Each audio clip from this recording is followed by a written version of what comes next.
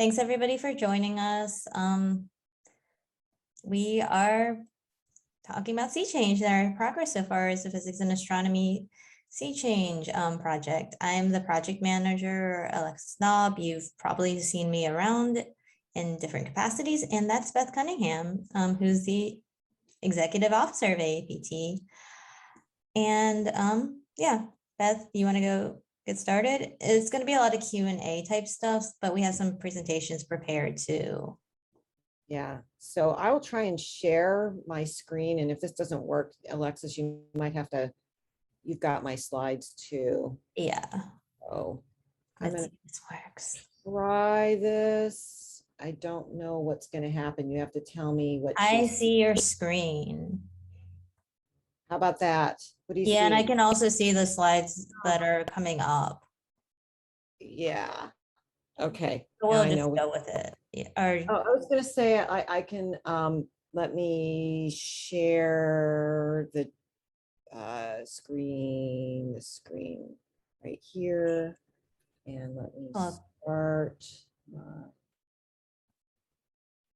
Oh, why isn't it starting? There we go. What do you see?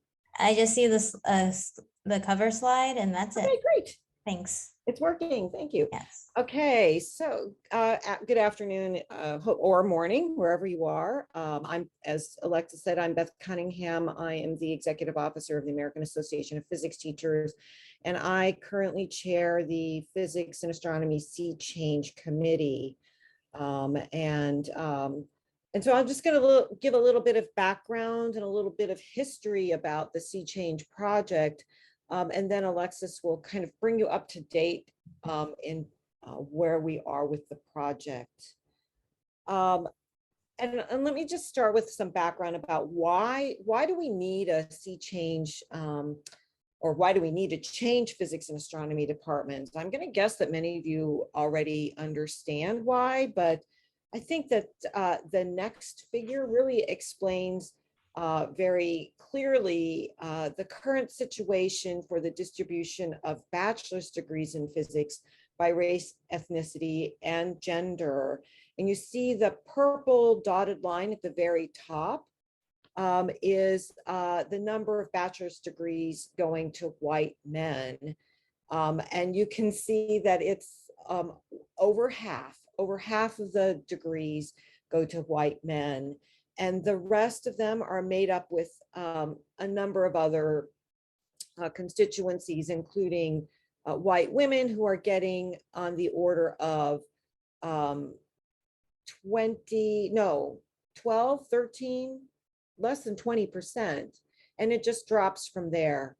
So if you have, all of you teach probably physics, or many of you teach physics, and you see this in your classes, that the students that you're teaching to are mostly white men. Why is this? Why is there mostly white men when we know that the population of undergraduates in higher education, many institutions of higher education have greater than 50% women? So we need to really understand, and I think many of you can understand, there is a certain culture in physics departments that perpetuate these numbers. There are a number of groups have been marginalized, and there are graduates from physics programs that have really terrible, devastating experiences. We need to do better, and that's the last sentence of this slide. We need to do better. We need to have our the students that take physics really reflect the population in the US, at least certainly in the US. I was contacted a number of years ago by Shirley Malcolm at AAAS, who was starting a program called Sea Change for institutions of higher education. And she was very concerned. She has been for a long time. I've had a number of conversations with Shirley. She's been concerned about physics for a long time. And I think the first thing she said to me is, physics is not doing good at all. And I agreed, yes, that is the case. And so she talked to me about the institutional sea change awards, which are based on awards that are given out in the UK. You might have heard of Athena Swan Awards that really help institutions of higher education in the UK improve the experiences for women. Started off women faculty, but it's expanded. And so the Sea Change Project for institutions asked them to do a self-assessment to reflect on their policies, practices, and procedures, and to then put together a 5-year plan to work on improving those policies, practices, and procedures. And so really our Sea Change Departmental Award is a way for departments to do better by examining what they're doing, examining themselves. And in case you're wondering, C, the SEA stands for STEM Equity Achievement. And as you can hear, that program really facilitates it. So just like the Sea Change program, what we are asking departments to do, physics and astronomy departments, is to do a self-reflection and prepare a 5-year plan that they would work on. And after 5 years, get reevaluated. What kind of progress have they made? So the way that we think this project works best is you have this top-down institutional award, and institutions would receive bronze awards, or at least that's what we're starting off with. And kind of down below, kind of bottom up, are departments who also have various policies, practices, and procedures. And so this top-down, bottom-up working together can bring forward what we would consider systemic transformation. So you need those top-level policies, practices, and procedures, as well as those policies, practices, and procedures that are in place locally in the department to be working together. So how did these come about? Like I said, I got a phone call from Shirley Malcolm. It was the fall of 2017, inviting me to attend a workshop on these institutional awards. And we brought together a handful of representatives from some of the physics and astronomy professional societies, for example, the American Institute of Physics and the American Physical Society. And we were part of a group of other disciplinary societies that we were invited to think about, would we be interested in pursuing departmental awards very similar to the institutional awards? And so we held a meeting in December of 2017 of the Physics and Astronomy Societies to find out if there was interest in pursuing this. And of course we were, or else we wouldn't be here today. So we had many discussions with AAAS about our connection, these connections between the disciplinary awards and the institutional awards. And one of the questions we had is, who oversees these disciplinary awards? And as we were talking about it, we felt that the disciplinary societies, we understand what's happening in the departments of our discipline, and faculty in those disciplines really look to the disciplinary societies for direction, for advice, and so on. For example, we hold a physics new faculty workshop, and that is a project that's done by the American Physical Society, the American Astronomical Society, and AAPT. So departments are already looking for us for advice for that. We also, AAPT and APS run a department chairs conference. So they already are looking to the disciplines for advice. And AAAS, after some conversation, they agreed that the disciplinary societies is the right home for disciplinary awards, that they would handle the institutional awards. And the other thing that we wanted to make sure in our conversation is, how are we going to ensure consistency among the disciplinary awards? And also, how are we going to brand these awards? Because we wanted to have a common branding, if we were going to be working with the institutions receiving awards, but we also wanted to make sure it wasn't easier for somebody in, say, the biology discipline to get a biology award versus a physics department getting a physics departmental award. So we decided that there really has to be this memorandum of understanding with AAAS, and that AAAS would be providing a lot of advice for us and support. And so that's how we solved that. Who is involved in the Physics and Astronomy Sea Change project, and who has representative on the committee that's really putting this, the disciplinary, the physics discipline and astronomy disciplinary awards together? We always look to our federation, the American Institute of Physics, for advice. And there are a number of physics and astronomy disciplinary society that are members of AIP, but also affiliates of AIP.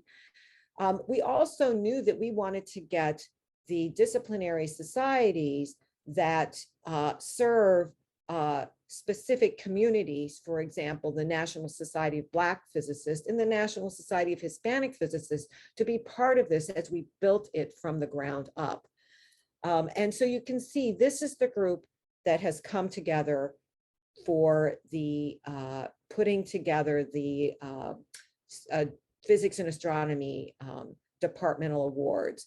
So it's pretty broad, and quite a few disciplinary societies. In case you're wondering, Optica, OSA, the Optical Society of America, changed its brand and name, and that was launched on Monday. So this is brand new, 4 days old. They're now called Optica. So we have a great representation, and we also have a student organization, the Society of Physics Students. Many of you might have students that participate in that.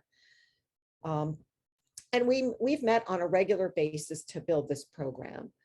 A brief timeline about where we've been and where we're going. Right now, we're in this yellow box, but you can see in December 2017 was our first meeting. We put together, we consulted a number of organizations, of course, AAAS, but the Institute of Physics in the UK has a project for departments in the UK called Project Juno. And so we consulted with them early on about their assessment tool. We've run a focus group for departments in 2018.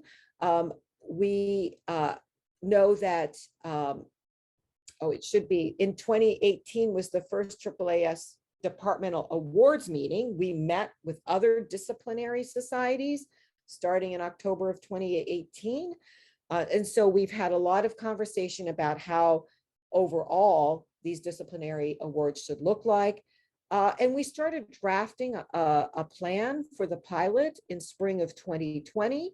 We've put together a charter of how the disciplinary societies, the physics and astronomy disciplinary societies would work together. We have different governance systems. We have different processes inside our disciplinary societies. And so we kind of want to make sure that we were all working all on the same page as we work on this and how we would actually conduct our business, including our decision-making. And so it was really important for us to pause and figure out how we were going to do that. And the consequence was this charter. We hired our program manager, Alexis Knaub. And as we know, in March of 2020, the pandemic hit. So it's been quite a work. Oh, I kind of went back the wrong way. And by the way, in June of 2019, we received money from the American Institute of Physics to have this go forward, this project, to help support it and to help support bringing a project manager. The success of this project has really rested on having somebody who can spend concentrated time in developing a lot of the documents for the project and working with departments directly. So we have a draft plan for the pilot. We contacted departments in fall of 2020, and we actually started getting names of departments that were interested in the pilot program. We launched a webinar series and we continue it this year, this academic year, and this is the first of the new academic year. And we also launched a website that has information about the award. And so during the winter and spring of 2021, we have developed an evaluation rubric, the assessment tool, that is, and we've also started meeting with pilot departments. And so we're hoping this fall and into the winter that those 5 departments that are in the pilot will submit an application. And we also hope to launch the second cohort of the pilot. We're hoping to go through 2 cohorts in the pilot. And so by spring of 2023, we should be finished with our first 2 cohorts. So, and that's where we are right now. Spring of 2022, our second applications will be due. And we also want to do an evaluation of the pilot and to see what our next steps. Hopefully we've been successful. So our next steps would be to actually launch this program for any department to participate. So some things that we were considering as we developed the pilot, we wanted to make sure that we had the right sort of documents and processes to make this successful. And we actually, the Physics and Astronomy Sea Change Committee, put all of those together. And then AAAS leveraged our work and formed a subcommittee with representatives from a broad subsection of disciplines to see how they might take what our documents and develop a, how shall I put it, a common assessment tool. Like I said a couple of slides ago, we wanted to make sure with this project that it wasn't easier for one discipline to get a Sea Change award versus another discipline getting an award. So they considered variations in the disciplines, but they wanted to ensure consistency between disciplines. And they wanted to do this as launches of awards in other disciplines would be happening over the next few years. So as Shirley Malcolm would say, so we have a baseline. It's oh, how does she put it? It's like a baseline, but there's also disciplinary societies. There's a core plus more. So there's this core assessment tool, but also the disciplines can decide if they have specific parts of an assessment tool that they need to have addressed by departments applying for an award in that discipline. For example, the geoscientists do a lot of field work. Might they have something in their particular assessment tool that would address issues that arise when students, postdocs, and faculty are out in the field doing field work? That would be one example.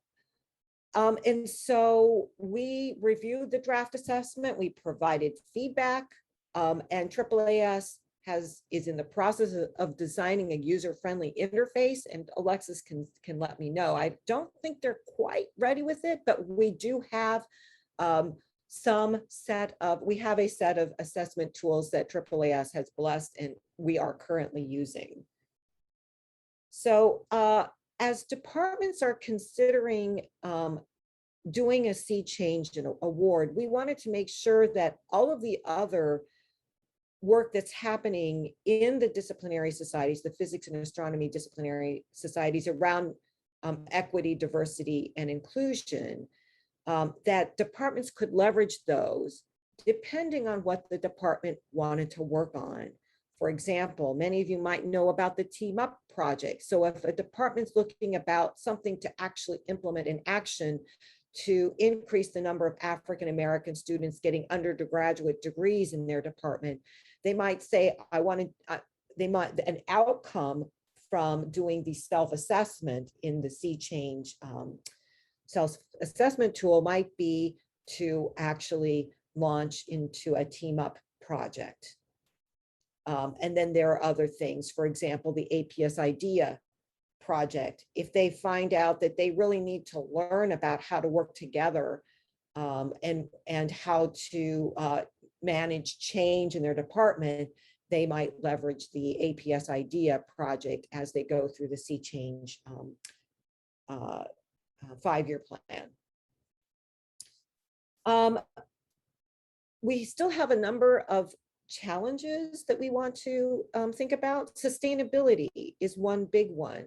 What's the model for this that will allow us to support more departments going through this self-assessment, but also scalability. The US has 760 physics and astronomy degree granting projects. So what would be reasonable? What would be a reasonable number for us to expect to go through this process?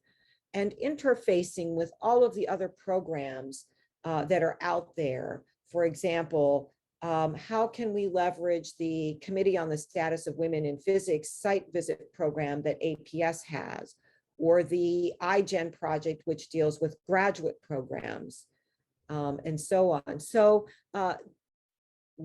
there is another project that's emerging that is going to help us think about that. And if you want to ask about that, you can ask about it, but I'm not going to go into detail about that particular project now.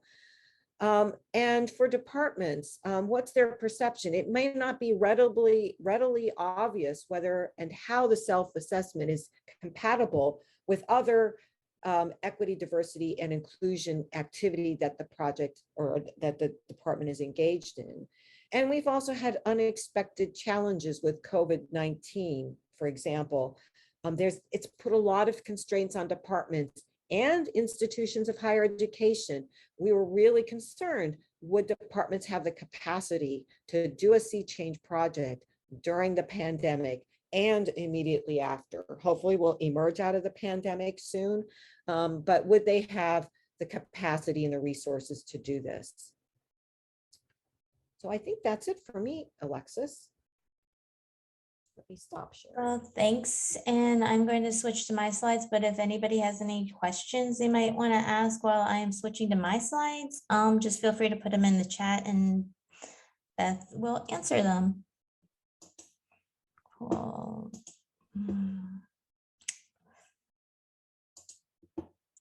So let's go share screen.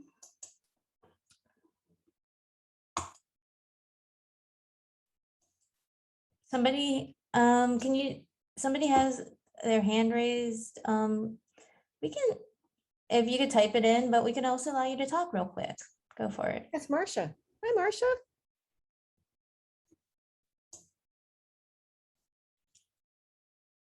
Marcia, you're able to talk, so, and you're also muted. Unless that was an accidental hand raise. Yeah, and Marcia is actually at Optica. Yes. Hi, yep, Marcia here, but I don't have any questions. Sorry. Oh, that's I don't know okay. if I raised a hand or not. You did. Oh, no worries. Sorry. Yeah, thank you. Cool, and then we'll switch to mine then. You should see my screen. Play from the start. Is everyone, Beth, can you see my screen? Cool.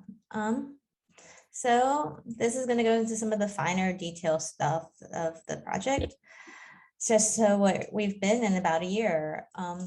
I've been organizing these webinars. The bit.ly link takes you to the YouTube playlist that has all of the webinars that have been recorded.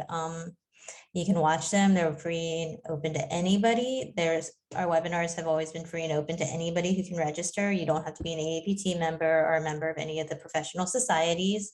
It's super cool if you do join them, but just feel free to register whenever or share them with other people. I'm still in the process of organizing the next ones. We had some really exciting things that are in the talks about from different classroom practices, some bigger things around postdocs I'm hoping to do, graduate student things, lots of good stuff coming. in the practice, where it just hasn't been on the schedule yet. Some of the other stuff that I've been doing, I think of these as more externalized things that you all can see on some level. I've been also working on a case study of the AAAS Institutional Award participants. They have 5 awardees, and I did some interviews with some of the people who worked on the applications. And I'm trying to figure out, some practices we can take away from what they did, things that they did that were very good, things that they did that, we can learn from to not repeat the same things, and all sorts of other things like that. I've had some presentations. I presented at an SVP meeting, the AAPT Summer 2021 meeting. We've hosted some discussions in the AAPT DEI virtual resource room and some virtual coffee hours through AAPT. And there's been some various writings in different newsletters, including APS, the Forum on Education newsletter, and the Society of Physics Students SPS Radiations magazine. Those are linked on our website as well. And I will be happy to send out links to these things after I upload this recording to our YouTube channel. Next slide. And some other programmatic things is how I think about it, is stuff we've been doing that might not be as readily visible and obvious. Because we are the first discipline to really go for and pilot this whole process, we are collaborating. We are creating a lot of things, and it's a lot of work to try to create a reasonably good and fair project. And we're really thankful for the number of folks from the different physics and astronomy professional societies who are helping this. This is, Beth said that I'm doing a lot of the work. I'm present with a lot of the subcommittees, but we have a lot of terrific people at all the professional societies who are giving input, they're giving feedback. And, we're better together, working together on these things. AAAS has also been wonderful with helping us with answering questions. We are co-creating this stuff, sharing best practices, new ideas from one another. And so far within our physics and astronomy sea change program, we have 3 subcommittees. We have an application and awards subcommittee that's thinking about and designing processes to understand, what do we do? How do we review applications? What's the best way to do this? How do we decide who gets an award? Things like that. And that's a whole process of things. So we want a good process that's fair, that considers, that not all the departments have the same number of resources and things like that, but they want to make sure they're doing good stuff in their applications. The implementation subcommittee. So part of this award is that you don't just get an award and it just hangs out at your home for the next 5 years. You actually need to make good progress on what they call a SMART plan. It's your 5-year plan that has to have measurable stuff and real outcomes. And so we're working with there's this implementation subcommittee that's making sure that we have some processes in place to make sure people do make progress on their plans. So that's not just, again, that they don't do things.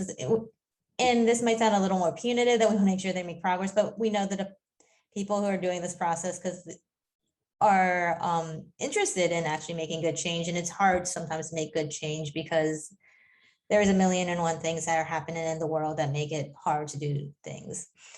And then we have a sustainability subcommittee. There's a lot of moving parts to this. And so Beth brought up some of the financial considerations, I think, and we're also relying on volunteer labor. There's a lot of other things that go into sustainability of things. And when we talk about sustainability, it's, ensuring that the program lasts as long as we feel it's useful and good. And that's a whole genre of work and research that I'd be happy to talk about someday, but not right now. We've also done some focus groups to gain some feedback on the self-assessment from various stakeholders in physics and astronomy. So those were in June. And we got a lot of really great feedback from everybody who participated on the different sections. We learned a lot. And last but not least, with our project so far, we have one cohort, as Beth mentioned. We had 5 departments who said yes. And these are some brief descriptions of what the departments are. We cannot tell you who it is. We are bound by confidentiality, but they are great departments. And these are some ideas about who they are. And we wanted to have a nice diverse group of departments. We don't want it to just work with one type of department. And so that's who we got for our first cohort. And we had orientation on May 3rd, 2021, so just this past spring. And they are eager and working on things, which is really cool. So we met with Beth and I met with one of the departments today, actually, this morning, and that they have a lot of great and awesome questions. And so some of the stuff that they've been working on, besides, Beth and I have met a few times with some of the departments individually, we are thinking about this as a co-creation thing. So we want this to be a project that's useful to departments. We don't want this to be like a burden thing that they hate doing. We've been soliciting their feedback actively and co-creating the support structures. One of the first support structures they asked about was whether or not we'd be meeting up. And we had thought about that, but we wanted to sort of wait to see if they wanted that. And the departments are interested in that. So we've had some meetups already. Our first meetup was with Rachel Ivy from AIP because they wanted to learn some stuff about data, what's available, how to handle data, because a lot of the self-assessment is looking at really sensitive data and very small n. So there's a lot of nuances and tricky things to handle. The second meetup was basically just the departments to talk about what they've been up to. And it's just the departments, Beth and me, and they wanted to learn about what they're doing, catch up. And our third meetup will be sometime in October that gets scheduled this week. I don't know if we'll have an actual topic, sort of like we had a topic with Rachel Ivy and AIP. I've asked them and we'll see what they suggest. So it's pretty loose what we're doing with this. We want to, again, ultimately serve them the best ways we can. The departments can also just reach out to me. I check in. And there's always the potential for new and exciting other things that come up as they have suggestions. And so some of the stuff we're going to plan on doing for this academic year is we're going to continue working with the first pilot cohort. We're going to keep working on these things. We're going to keep thinking about how to do better, whether or not where things are going well, and also documenting these things so that, again, I talk pretty regularly with the folks at AAAS who are working on sea change stuff. And I think it's important we can share these things. I also work with the math group who's doing a lot of awesome things. And I'm happy to always share things across the discipline that I can share so that they can see what we've been up to and, they can adopt things or think, gee, I don't want to do this because this wouldn't work for us. And we're still working on creating the processes for the application review and the implementation stuff. And there's ways that we are interested in having you all participate if people are interested.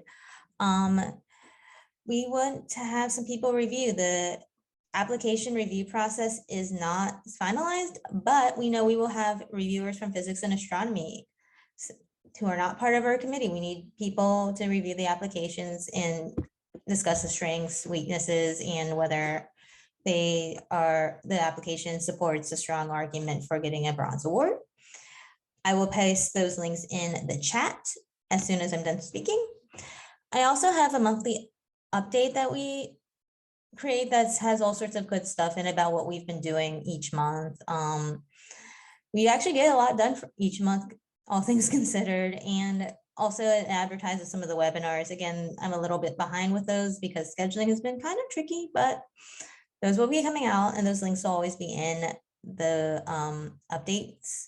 So you can fill out the form there, or again, I'll paste the link in the chat. And some of the other stuff we are going to be working on this academic year is recruiting for the second cohort. Yesterday, actually, a small subset of the Greater Physics and Astronomy Sea Change Committee met, and we discussed which departments, what kind of departments we'd want, because although we have a really great set of departments, and all things considered for 5 departments, pretty diverse. There's some types of departments we thought would be really important to have involved to test this out, to make sure that it could work for different types of departments and different constraints and things like that.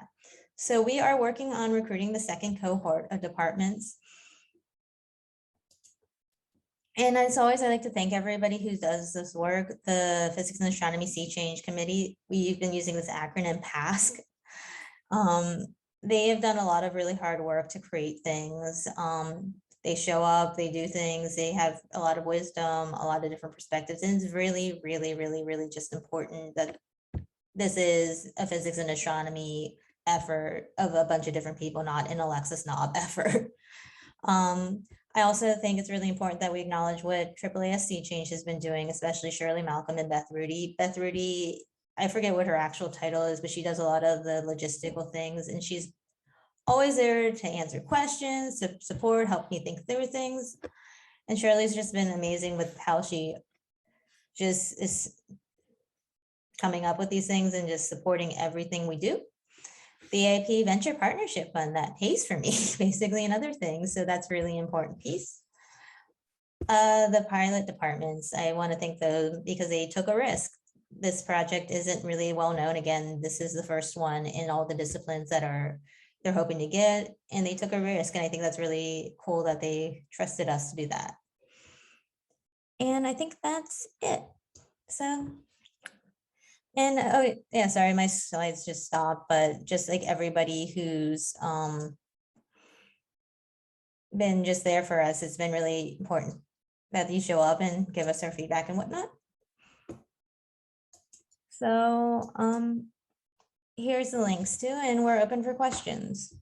Yeah, Alexis, thanks. A couple of things that I'd also like to point out is for departments that are considering doing a sea change project, I really think that even though there are challenges with the pandemic right now, as we emerge, hopefully those will get resolved soon. But also this is a great time for a department to be considering working on EDI. I mean, the thing about this project is that there's an award. It's an award. You'll get recognized for what you've done, but also what you're planning to do.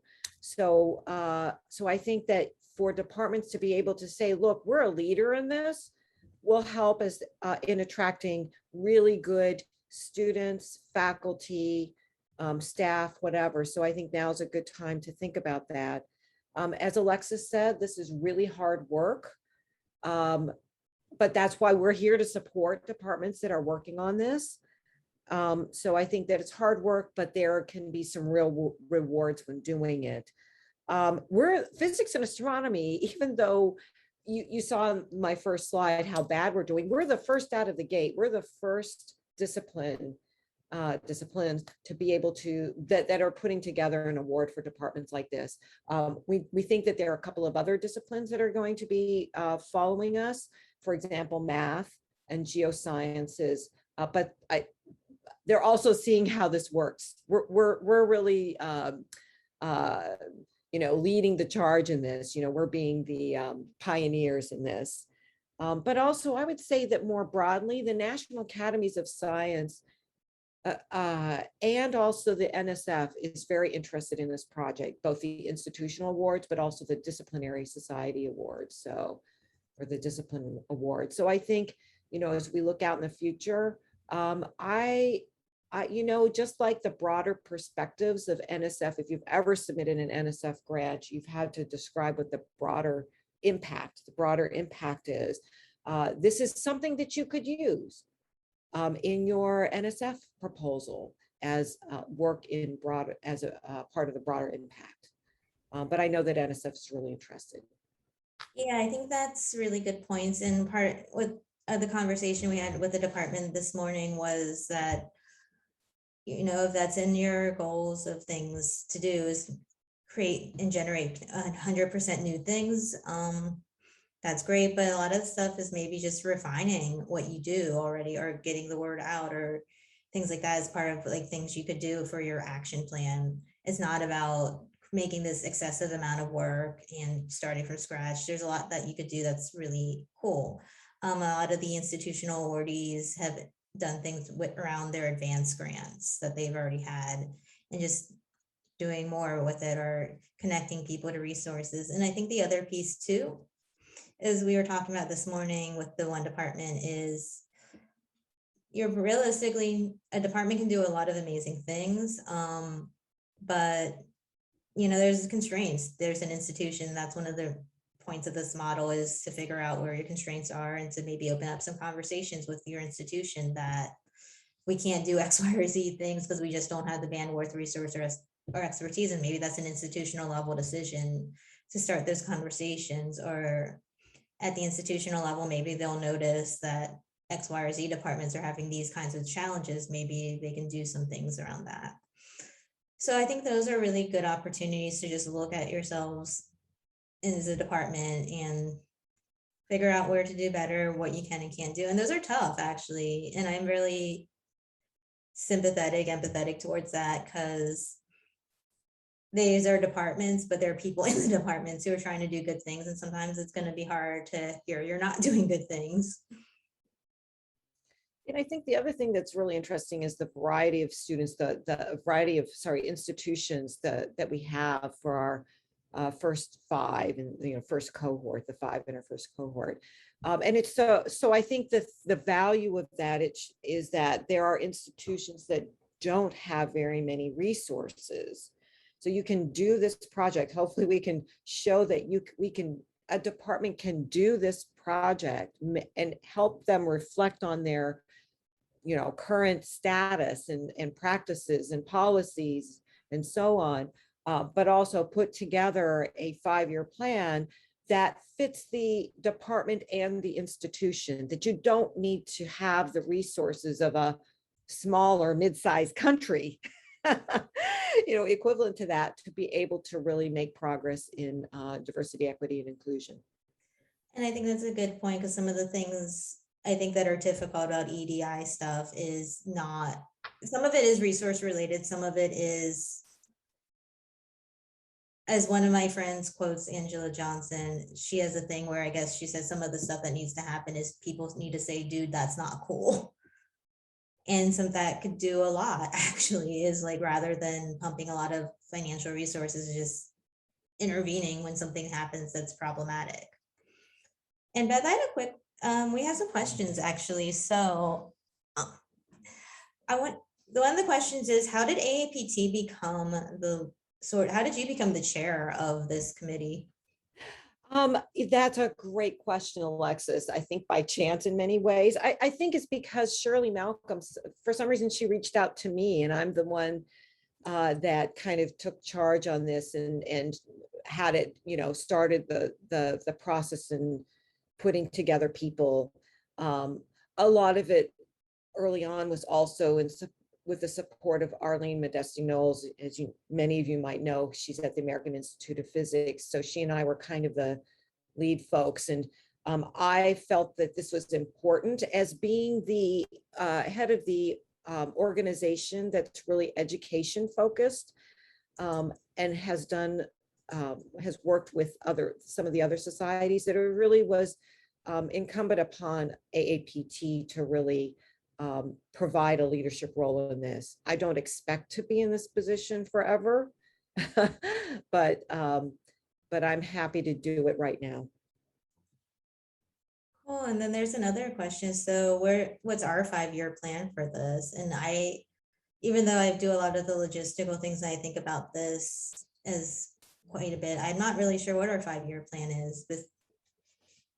Yeah, I think that's a great question. I think, Alexis, with every project like this, thinking the committee itself, the PASC, the Physics and Astronomy Sea Change Committee, has been thinking about what that would look like in terms of sustainability. But I think we need to, part of it is putting to, once we get all of our documents together, to really think about what structure we need to have in place. I think we've got a pretty good structure, but maintaining that, how can we maintain the structure we have in place? But also seeking support, and that's financial support for us to make this happen. I think it's really critical, Alexis, that you are helping to do that, because the rest of us, we have full-time jobs and it's hard for us to really devote as much time as would be needed to ensure the continued success of this project. So it's like, what does that look like? Is it external funding, which I think some of it would be, but is it something that all of the professional societies contribute to as well? Yeah, I think that's a really good point too. And for those who don't know much or anything about me, this is part of my work. I do other things as well around about external evaluation and research. So you'll probably see my name in other places too. There's another question about how do people get involved with the PASC, or is there opportunities to get involved with our committee? Because there are some people who are, employed full-time by professional societies and some people who are faculty at other institutions. Right. And that's where I think the professional society, some of the professional societies have both a staff member and a member who volunteers their time. And that's for some of the bigger societies. I think that's a really great model for some of the larger ones. It gives two different perspectives, the perspective of operations, like how do we manage it from inside the organization, but also brings in the perspective of somebody who is in a physics or astronomy department and can really give us some expertise about what might work and what might not work in a department. For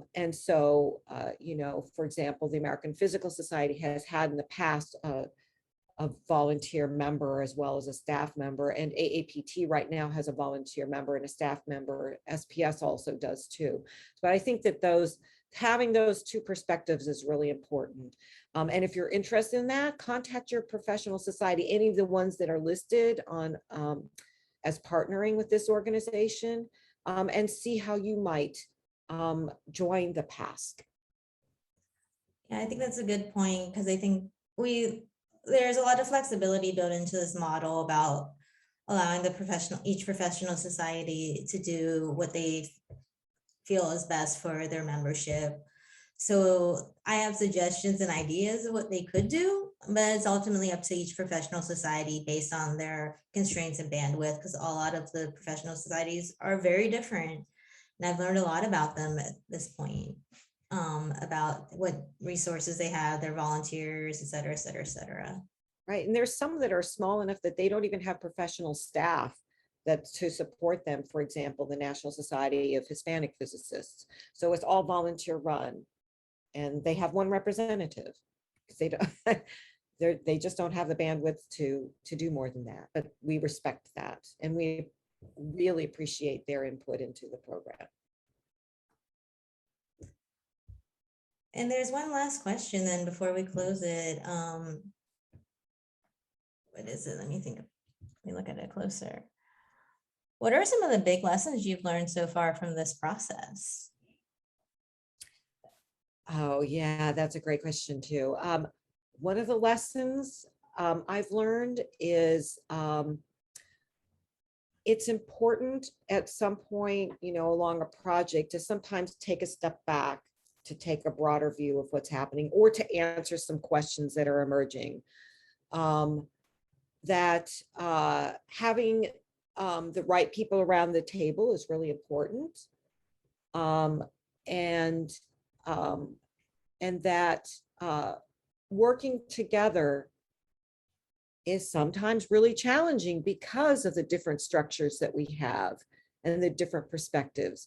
But for a project that involves diversity, equity, and inclusion, it's important for us to think about that. But also another thing, one final thing I'll point out is I think the one thing that has emerged for me from this project is that as departments are going through this and doing a self-reflection, it's made me think about how at AAPT, at least, we need to also reflect on what we're doing. If we're asking departments to do this, it's important for us to ask ourselves, what are we doing and what could we be doing better? And how would we get to that better point? And to put together a plan for us to get to that better place. I think that sounds like some of the things I would have answered for that question. I think what some of the things I've learned in this process is it's a lot of work to get a lot of people who have never really worked together together and working together and things like that. I think it's a worthwhile process, but I think it's a very different thing because a lot of those professional societies, from what I understand, weren't working together before. I mean, just because there was just never an opportunity. So that's learning a lot about different people's dynamics, how they approach collaboration. And this is true about any collaboration, really. So I think that's a really important lesson that I've been thinking about. And the other lesson I'd say we've been learning is that it's just that people will do really good things, even if during challenging times. I think I've been really impressed with the fact departments did take a risk on signing up for this again, and that this is a challenging time for everybody. And they're still trying to do the work to improve their departments. I think that's a really cool thing to learn about, is just what people are willing to do. And may not be able to do everything they'd want to do or at the same rate that they do things at, but it's really nice to see that people are still doing, as they say, doing the work to do better. Yep, I agree. That's a great point, Alexis. People are really wanting to move their departments forward, even during these challenging times. Yeah, and I think that's it for our questions. Beth and I'll probably stay around a little longer. Thanks to everybody for showing up. If you have any other things you just want to chat without the recording, that's cool. There will be more webinars in the future. Again, I'm working on scheduling those and getting abstracts and things like that. Ironically, I have November scheduled, but not October, but I'm very optimistic October is going to be soon because I have some conversations next week. But thanks everyone for showing up. And if you have any questions, feel free to email me. I will email you when this recording's up, and I'm stopping the recording now.